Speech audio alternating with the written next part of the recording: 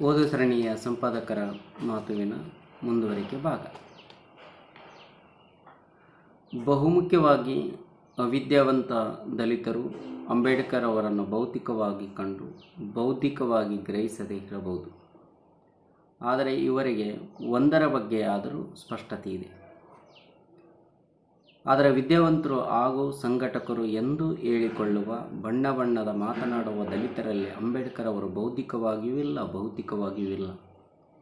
ಕೇವಲ ಸಣ್ಣ ಪುಟ್ಟ ಅಥವಾ ಕೆಲವು ಸಂದರ್ಭಗಳಲ್ಲಿ ಒಂದಷ್ಟು ಉನ್ನತ ಮಟ್ಟದ ಲಾಭಕ್ಕಾಗಿ ಅಂಬೇಡ್ಕರ್ ಅವರನ್ನು ಬಳಸಿಕೊಳ್ಳುತ್ತಿದ್ದಾರೆ.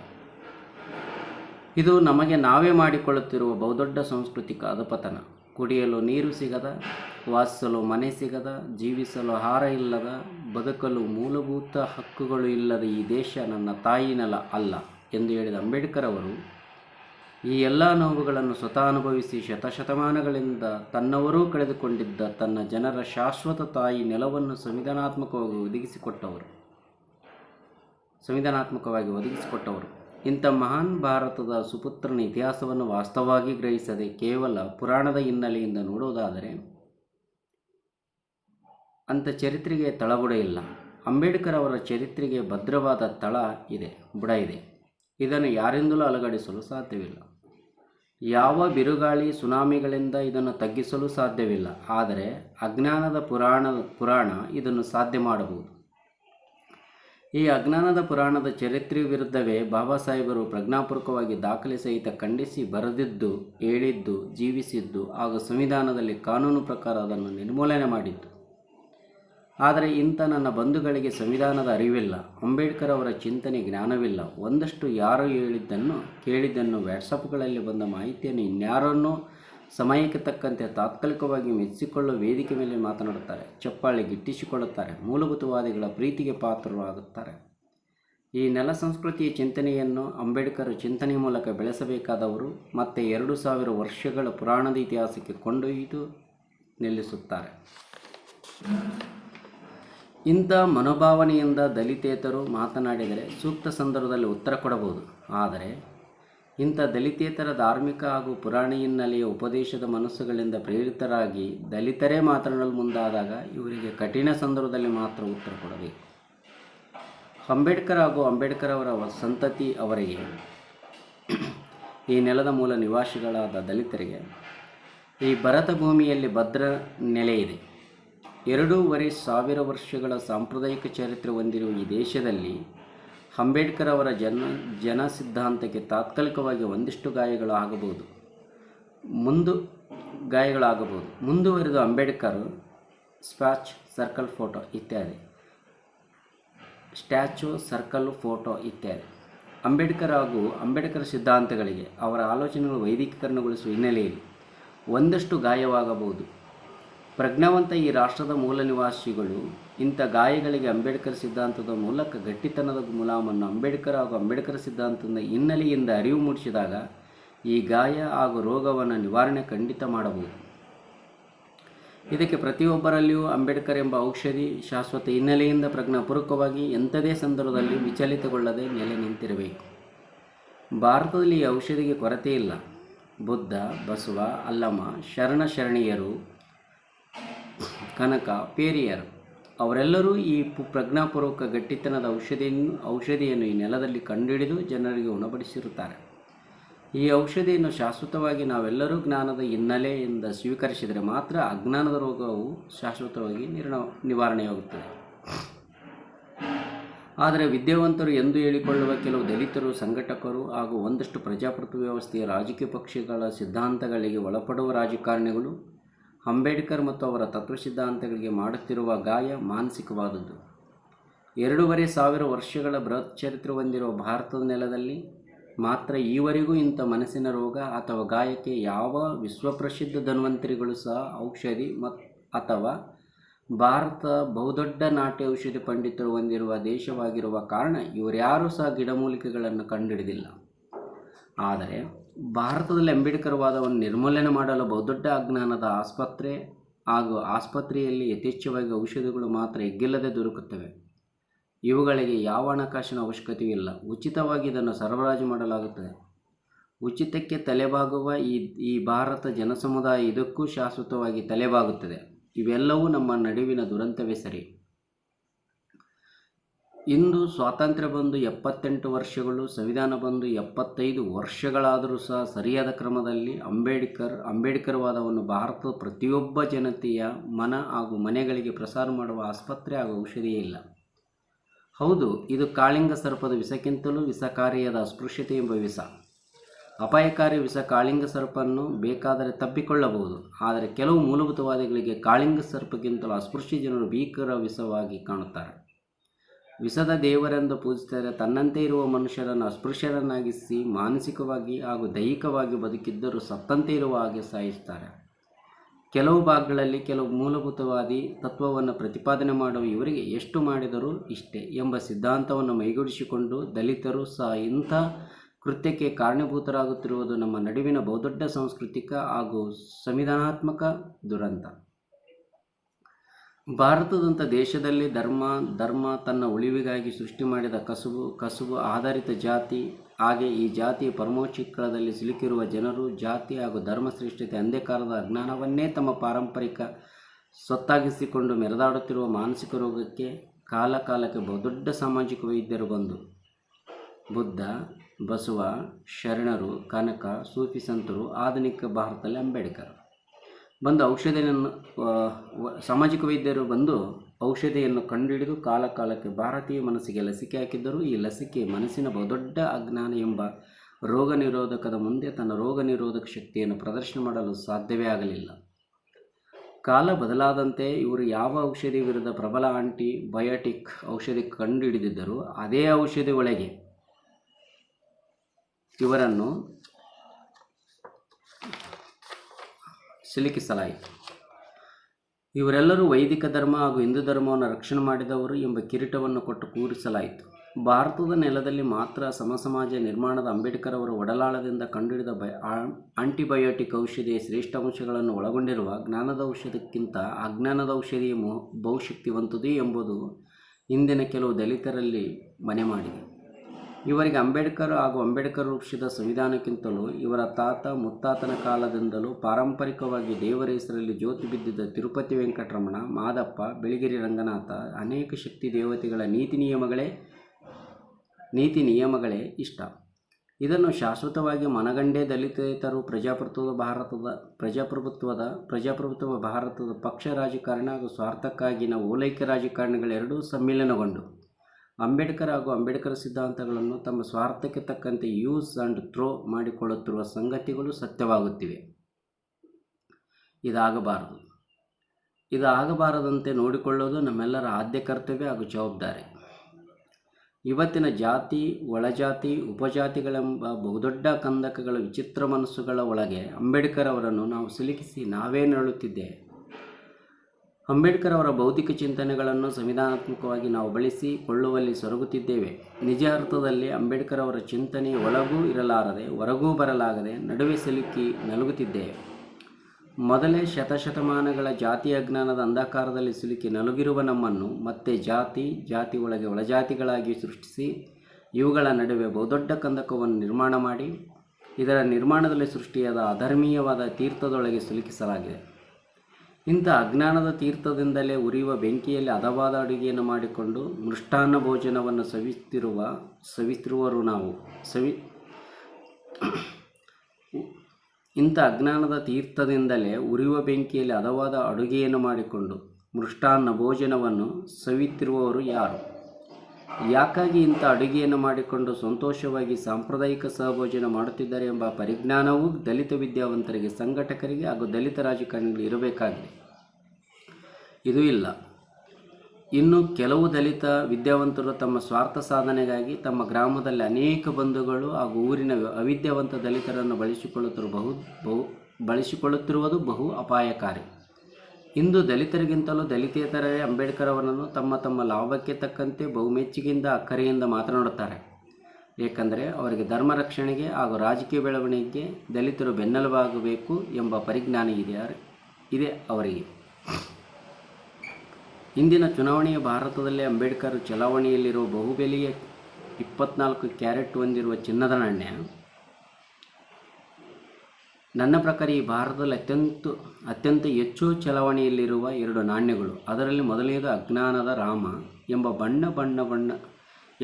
ಬಣ್ಣದ ಪುರಾಣದ ನಾಣ್ಯ. ಈ ನಾಣ್ಯಕ್ಕೆ ಬಹುದೊಡ್ಡ ಪುರಾಣದ ವೈಭವದ ಹಿನ್ನೆಲೆ ಇದೆ.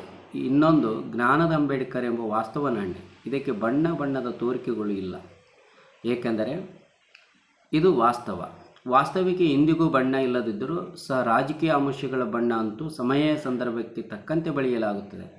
ಈ ಆಮಿಷ ನಾಣ್ಯ ಚುನಾವಣೆ ಹಾಗೂ ಪ್ರತಿ ರಾಜಕೀಯ ತೀರ್ಮಾನಗಳ ಸಂದರ್ಭದಲ್ಲಿ ಸಹ ಬಹುಶ್ರೀಮಂತವಾಗಿ ಚಲಾವಣೆಗೊಳ್ಳುತ್ತದೆ. ನಿಜ ಅರ್ಥದಲ್ಲಿ ವಿದ್ಯಾವಂತರು ಎಂದು ಹೇಳಿಕೊಳ್ಳುವ ಒಂದಷ್ಟು ದಲಿತರು ಅಂಬೇಡ್ಕರ್ ಅವರನ್ನು ತೋರಿಸಿ ತಮ್ಮ ಸ್ವಾರ್ಥ ಸಾಧನೆಯನ್ನು ಗಳಿಸಿಕೊಂಡು ನಾನು ಅಪ್ಪಟ ಅಂಬೇಡ್ಕರವಾದಿ ಎಂದು ಹೇಳಿಕೊಂಡರೆ, ಅವಿದ್ಯಾವಂತರು ಅಂಬೇಡ್ಕರ್ ಅವರನ್ನು ಪೂಜಿಸಿ ತಮ್ಮ ಸಂವಿಧಾನಾತ್ಮಕ ಮೂಲಭೂತ ಹಕ್ಕುಗಳನ್ನು ಅಪ್ರಜ್ಞಾಪೂರ್ವಕವಾಗಿ ಕಳೆದುಕೊಳ್ಳುತ್ತಿದ್ದಾರೆ. ಈ ಎರಡೂ ಪ್ರಕ್ರಿಯೆಗಳು ಸಹ ಅವೈಜ್ಞಾನಿಕವಾದವುಗಳೇ. ದಯವಿಟ್ಟು ಅಂಬೇಡ್ಕರ್ ಹಾಗೂ ಅಂಬೇಡ್ಕರ್ ತತ್ವ ಸಿದ್ಧಾಂತಗಳನ್ನು ತಮ್ಮ ಸ್ವಾರ್ಥಕ್ಕೆ ಬಳಸಿಕೊಳ್ಳುವುದು ಬೇಡ. ಜನರ ಹಿತಾಸಕ್ತಿಗೆ ಸಂವಿಧಾನಾತ್ಮಕವಾಗಿ ಬಳಸಿಕೊಳ್ಳೋಣ. ಆ ಮೂಲಕ ಭದ್ರ ಭಾರತವನ್ನು ಕಟ್ಟೋಣ. ಅಂದು ಬೆವರಿನ ಭಾರತವನ್ನು ನಾವೇ ಗಟ್ಟಿಯಾಗಿ ಕಟ್ಟಿದ್ದು. ಇಂದು ನಾವೇ ಅಂಬೇಡ್ಕರ್ ಸಿದ್ಧಾಂತದ ಸಂವಿಧಾನದ ಭಾರತವನ್ನು ಗಟ್ಟಿಯಾಗಿ ಕಟ್ಟೋಣ. ಅಸಂವಿಧಾನದ ಭಾರತವನ್ನು ಬಯಸುವವರನ್ನು ಹಾಗೂ ಅಸಂವಿಧಾನಾತ್ಮಕ ನೀತಿಗಳನ್ನು ಅಪೇಕ್ಷೆ ಪಡುವವರನ್ನು ಸಂವಿಧಾನದ ಹಿನ್ನೆಲೆಯಿಂದ ಪ್ರಜ್ಞಾಪೂರ್ವಕವಾಗಿ ಬದಲಾಯಿಸೋಣ. ಇದೇ ಅಂಬೇಡ್ಕರ್ವಾದ ಜೀವಾಳ. ಡಾಕ್ಟರ್ ಹಂಸಂದ್ರ ಸುರೇಶ್ ಅವರು ಸೂಕ್ಷ್ಮ ಸಂವೇದನಶೀಲ ಜನಮುಖಿ ಚಿಂತನೆ ಲೇಖಕರು. ಬುಡಕಟ್ಟು ಗ್ರಾಮೀಣ ಜನರ ಬದುಕಿನ ಚಿತ್ರಣವನ್ನು ಅನಾವರಣಗೊಳಿಸುವ 16 ಕೃತಿಗಳು ಇವರ ಚಿಂತನೆಯಿಂದ ಮೂಡಿಬಂದಿವೆ. ಈ ದಿಕ್ಕಿನಲ್ಲಿ ಅಂಬೇಡ್ಕರ್ ಅವರ ಬಾಲ್ಯ ಮತ್ತು ಶಿಕ್ಷಣ ಎಂಬ ಕೃತಿ ಒಂದಾಗಿದೆ. ಅಂಬೇಡ್ಕರ್ ಅವರ ಬಾಲ್ಯ ಹಾಗೂ ಜೀವನ ಕುರಿತು ಅನೇಕ ಪುಸ್ತಕಗಳು ಈಗಾಗಲೇ ಪ್ರಕಟಗೊಂಡಿವೆ. ಅವೆಲ್ಲವನ್ನು ಒಳಗೊಂಡಂತೆ ಹೊಸ ದೃಷ್ಟಿಕೋನದಲ್ಲಿ ಈ ಕೃತಿ ಅಂಬೇಡ್ಕರ್ ಅವರ ಜೀವನ ಹಾಗೂ ಬದುಕನ್ನು ಓದುಗರಿಗೆ ಅನಾವರಣಗೊಳಿಸುತ್ತದೆ. ಅಂಥ ಕೃತಿಯನ್ನು ರಚಿಸಿಕೊಟ್ಟ ಡಾಕ್ಟರ್ ಹಂಸಂದ್ರ ಸುರೇಶ್ ಅವರಿಗೆ ದಲಿತ ಅಧ್ಯಯನ ಪೀಠದ ಅಭಿನಂದನೆಗಳು.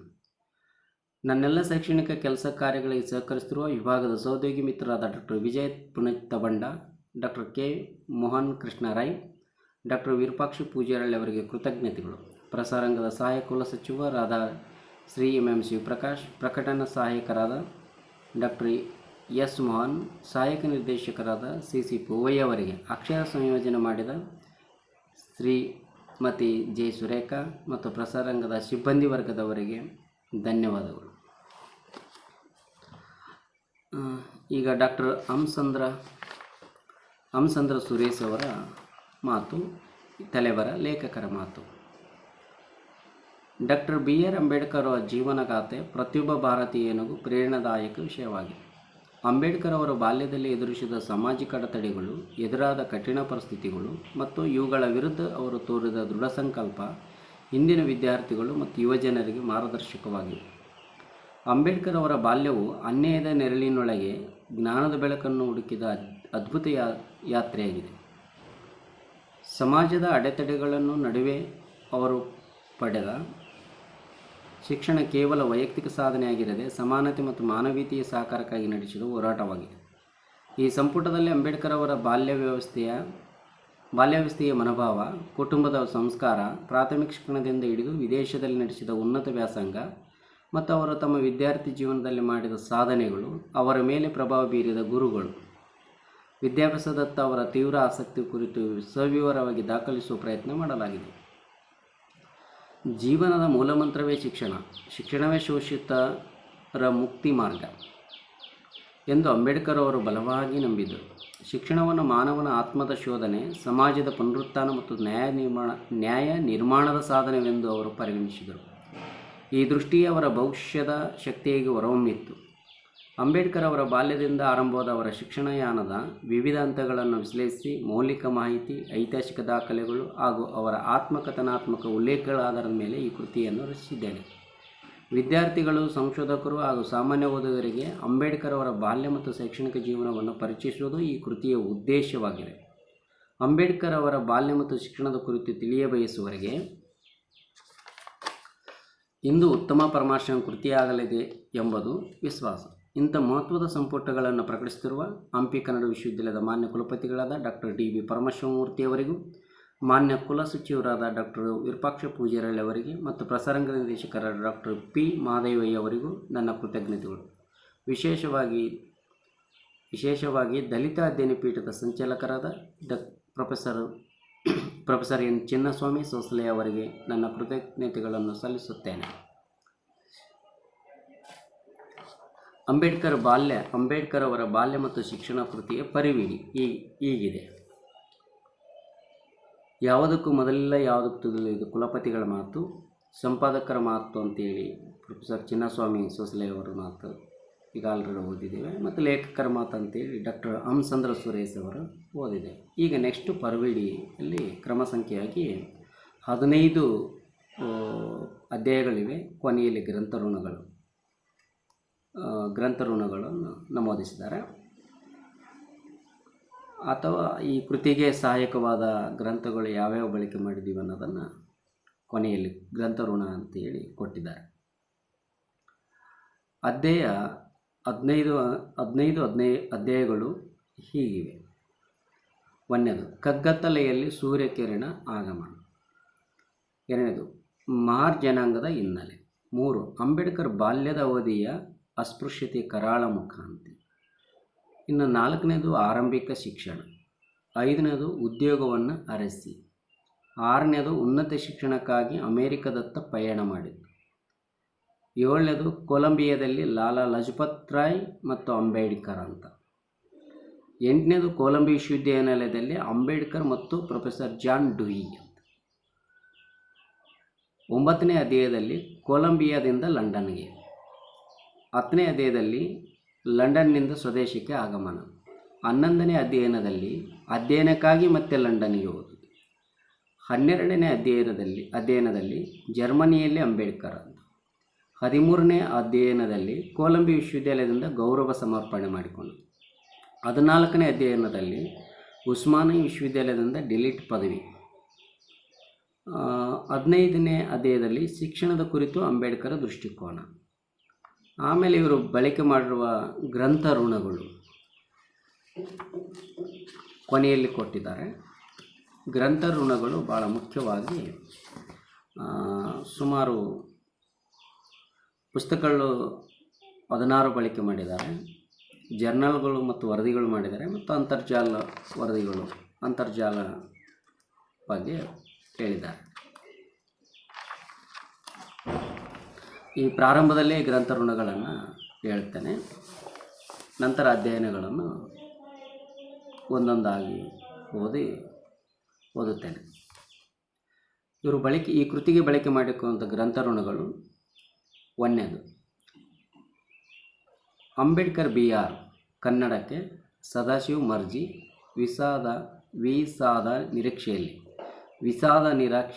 ವಿಷಾದ ನಿರೀಕ್ಷೆಯಲ್ಲಿ ನೆನಪುಗಳು ಲಢಾಯಿ ಪ್ರಕಾಶನ ಗದಗ 2015ರಲ್ಲಿ ತಂದ. ಅನುಪಮ ಎಚ್.ಎಸ್. ಅವರ ವಿಮೋಚನಾ ಹೆಜ್ಜೆಗಳು ಇದು ಕೂಡ ಲಢಾಯಿ ಪ್ರಕಾಶನ ಗದಗ 2021ರಲ್ಲಿ ಪ್ರಕಟಿಸಿದ್ದಾರೆ. ಜವರಯ್ಯ ಮಾನ ಅಂಬೇಡ್ಕರ್ ಮತ್ತು ಸಾಮಾಜಿಕ ನ್ಯಾಯ ಸಿದ್ಧಾರ್ಥ ಗ್ರಂಥಮಾಲೆ ಮೈಸೂರು 1991ರಲ್ಲಿ ತಂದಿದ್ದಾರೆ. ಜಂಗರೆ ಇಂದಿರಾಬಾಯಿ ಅವರ doctor Ambedkar the hero of the Mahars untouchables of India 7ನೇ ಜಾನಪದ ಅಧ್ಯಯನಗಳು 1988ರಲ್ಲಿ ಪ್ರಕಟಿಸಿದ್ದಾರೆ. ಜವರೇಗೌಡರ ಮಾನವತಾವಾದಿ doctor Ambedkar Swapna book house Bengaluru 2021ರಲ್ಲಿ. ಜಿ.ಎನ್. ದೇವಿ ಅವರ ಡಾಕ್ಟರ್ ಬಾಬಾ ಸಾಹೇಬ್ ಅಂಬೇಡ್ಕರ್ ಮತ್ತು ಬರೋಡ ಇದು ನಾನು ಗೌರಿ ಎಂಬ ಆನ್ಲೈನ್ ಪತ್ರಿಕೆಯಲ್ಲಿ 20/4/2024ರಲ್ಲಿ ಪ್ರಕಟವಾಗಿದೆ ಅಂತ ಆಗಿರುವಂಥ ಕೃತಿ. Next Chinnaswamy Sosale N doctor B R Ambedkar ಮತ್ತು ಸಮಕಾಲೀನ ದಲಿತರು ಅಂತೇಳಿ ಕನಜ ಕರ್ನಾಟಕ ಗೌರ್ಮೆಂಟ್ನಲ್ಲಿ ಪ್ರಕಟ ಆಗಿರುವಂಥ ಇವರ ಕೃತಿ 13/7/2024ರಲ್ಲಿ ಪ್ರಕಟಣೆ ಆಗಿದೆ. ಆಮೇಲೆ ತೇರ್ತುಂಬೆ ಅಂತೇಳಿ ಆನಂದ ತೇರ್ತುಂಬೆಯವರ republic of caste, Navayana publication, Delhi 2018. Dhananjay Keer ಅವರ doctor Ambedkar life and mission, popular Prakashan private limited, Mumbai 2016. K N Kadam ಅವರ doctor Baba Saheb Ambedkar and the significance of his movement, a chronology, Bombay population Prakashan 1991. Next ಅವ್ರದ್ದೇ ಕೆ ಎನ್ ಕಾಡಮ್ ಅವರ meaning of the Ambedkar, conversion of Buddhism and other essay 1. ಆಮೇಲೆ J ಕೃಷ್ಣಮೂರ್ತಿಯವರ Ambedkar's education Odisha 1913-1927. Journal of social inclusive studies 1/11/2020. Mahatma ಫೂಲೆಯವರ introduction of cultivators whipcord, translate by Aniket Javeer. ಇದು ತೇಶು ಶೋಧಕ್ come ತೀಸ್ತೇಶೋಧಕ ಎಂಬ ಪತ್ರಿಕೆಯಲ್ಲಿ 25/4/2024 ಪ್ರಕಟಗೊಂಡಿದೆ. Scott R Stroud ಅವರ the evaluation of pragmatism in India, Harper Collins publisher, Haryana 2023. ಆಮೇಲೆ ಈ ಜಿಲ್ಲೆಟ್ ಅಂತೇಳಿ ಅಂಬೇಡ್ಕರ್ ವರ್ಲ್ಡ್, ಈ ಜಿಲ್ಲೆಟ್ ಅವರ Ambedkar's world, Navayana publication private limited, new Delhi 2016. ಜರ್ನಲ್ಗಳು ಮತ್ತು ವರದಿಗಳನ್ನು ರೆಫರೆನ್ಸ್ ಮಾಡಿದ್ದಾರೆ. Doctor Ambedkar, the Hindu religion there is place for God and for the soul, but where is there place for human life?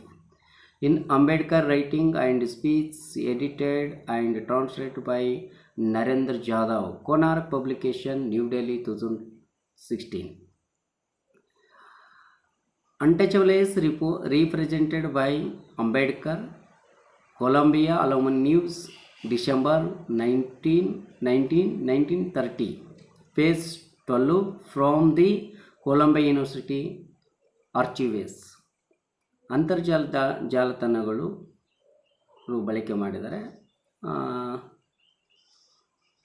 ಅಂತರ್ಜಾಲ ತಾಣಗಳಲ್ಲಿ ಸುಮಾರು 6 ಅಂತರ್ಜಾಲ ಪತ್ರಿಕೆಗಳನ್ನು ಬಳಕೆ ಮಾಡಿರುವಂಥ ಕುರಿತು ಹೇಳಿದ್ದಾರೆ. ನೆಕ್ಸ್ಟು ಓದಿನ ಸರಣಿಯಲ್ಲಿ 1ನೇ ಅಧ್ಯಯನವನ್ನು ಪ್ರಾರಂಭಿಸ್ತೀವಿ.